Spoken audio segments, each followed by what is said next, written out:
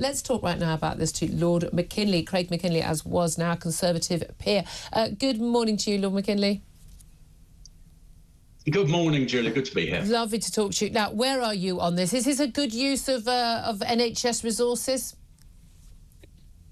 Well, I suppose the government's got its way because we're all talking about it this morning. So it's, it's sort of job done. But no, I don't think it is. I mean, it just adds to this sort of culture that it's not my fault. Whatever befalls me in life is something that the state can solve. I have no responsibility for myself, and I'm one of that sort of supplicant culture. Yeah. But if it does get 9.3 million people who are economically inactive in this country, some of those back into work, then I suppose it's something that we should support. It might take that pressure off. But again, is there any evidence that seems to be the easy way forward? Is there any evidence that it would get people back to work? I'm thinking the sort of person who weighed themselves so unhealthy they couldn't work through overindulgence or whatever. And again, Tony Accorder's made the point, there are people who you put on weight for health reasons, for medication reasons. We're not including those people in that. That's not a personal responsibility issue. And we can be as judgy as we want about willpower or this or that.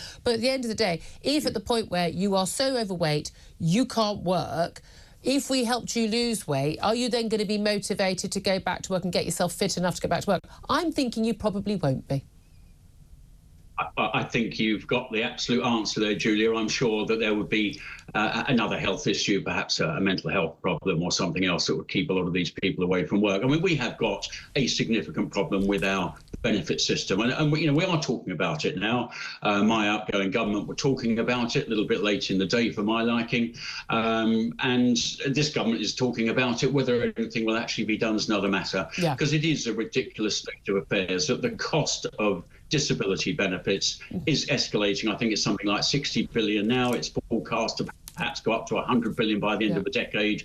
I mean, this isn't a cost that other economies in the world have to suffer. And then we wonder why we have high taxation, low investment, entrepreneurs go off somewhere else in the world to earn money rather than the UK, and hence that problem sort of escalates. Exactly, and we are in a vicious circle downwards that is going to huge extra spending, and no one wants to get to grips with it because no one wants to be, quote, the nasty party.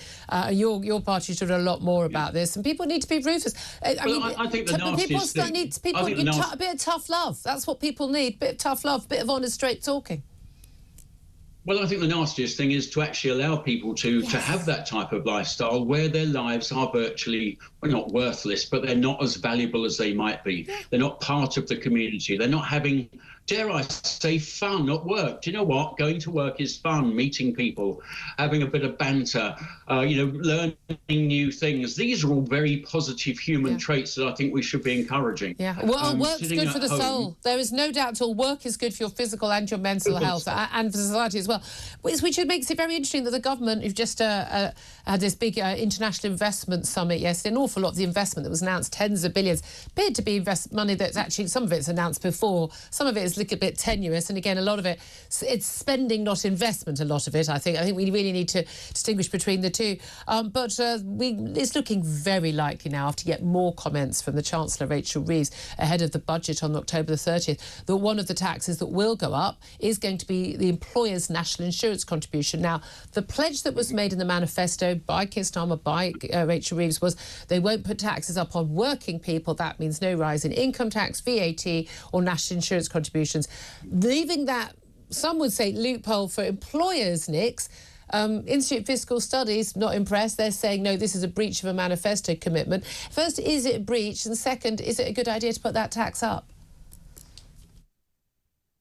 Well, Paul Johnson from the IFS, I was very mindful of what he said yesterday. It was very interesting, saying that if they go up this route, this is more than just nuance. This is a clear manifesto breach. Because the fact is, Julia, an employer has a certain pot of money to pay employee staff, to pay the taxes, the national insurance that goes with it, the pension contributions that are mandatory. If you put that up, it means that pot is a little bit smaller, by which you might pay your employees a little bit more. So one way or another, it is the employee that suffers. It isn't the business that suffers. It's just...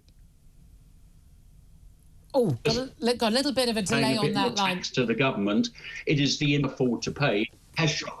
Yeah, I mean, this is the key thing, and especially for... I said shrunk a little bit. Craig, I'm so sorry. The line keeps cutting in and out. Apologies for interrupting. Sorry about that. But there does seem to me, knowing lots of people who run small businesses, small to medium-sized enterprises, which are the vast majority of employers in this country, that actually, for a lot of them, it's taking on that marginal extra employees, and it's like, can we afford to take that person on? Now, there'll be the cost element of that, so you're paying their wages, their national insurance, and all the other taxes and that. But also, there are obviously these new employment rights they want to bring in under Angela Rayner's employment rights bill, where they'd have rights from day one to sick pay, to maternity leave, paternity leaves, and to protection from unfair dismissal. I.e., look, you know what, you're not working out, we're gonna let you go.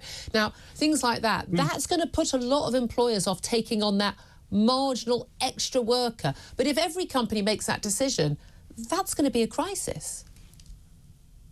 Well, it is. I'm an employer, Julia. I'm still a partner in a firm of chartered accountants. And whereas we are very willing to take on apprentices, youngsters, give them a go, because you don't mind giving them a go if you've got the opportunity, if it doesn't work out, to let them go in the first couple of years. That isn't being brutal, that's being fair to everybody. So what will we do? We will say, do you know what? Unless we're absolutely 110% completely sure of this person because they acquire all these rights on day one, do you know what? I don't think we'll bother. Yeah. So if small businesses like mine are going to be thinking that, I'm not unique and alone in those thoughts. It only needs, say, 1 in 20 new employees not being taken on, and you've got an employment crisis. Yeah. I mean, it all sounds very cosy, doesn't it? Giving people massive employment rights. Of course, we know that's all very nice.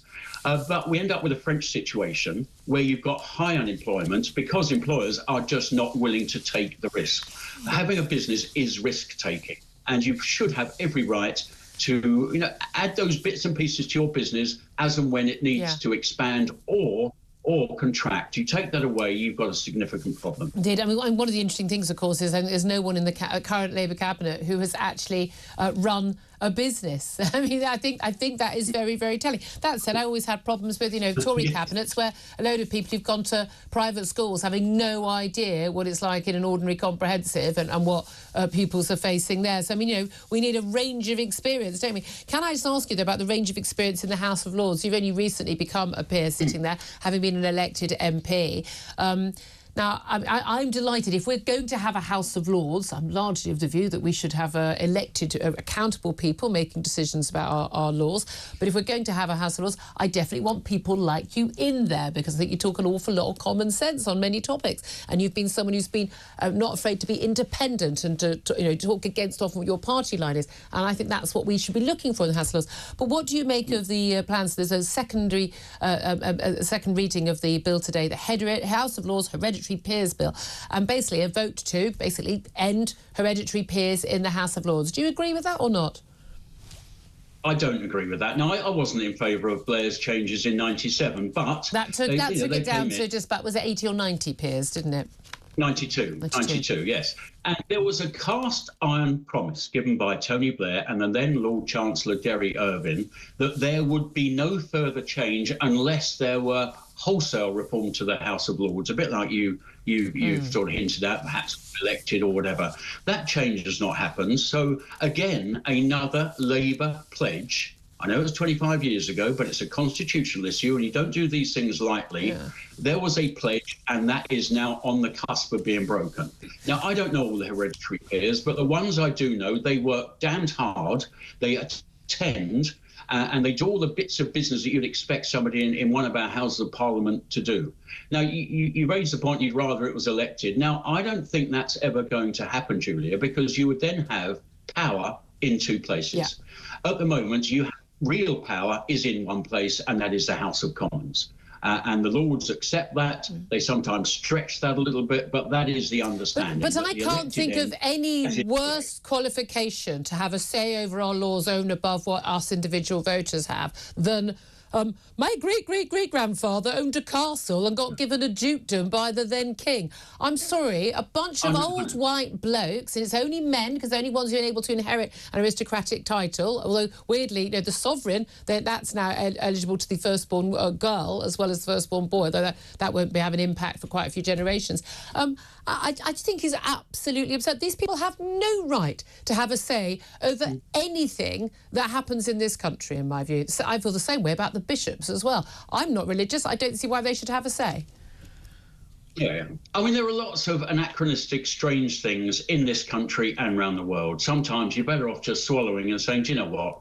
It's historical. It sort of works. Will the replacement be any better? Well, I mean, historical was that, women didn't have the vote, but we some reason thought that was a good idea to change. Do you know what I mean? We do change things for reason. I mean, I don't think... Oh, I do. No, I get it. It shouldn't be a priority for the government to abolish the House of Lords when our country is in such a mess. That's the least of our problems. Let me tell you this, Julia. I mean, I've been in politics for 30-odd years. I've probably knocked on more doors around this country than probably many politicians that exist today.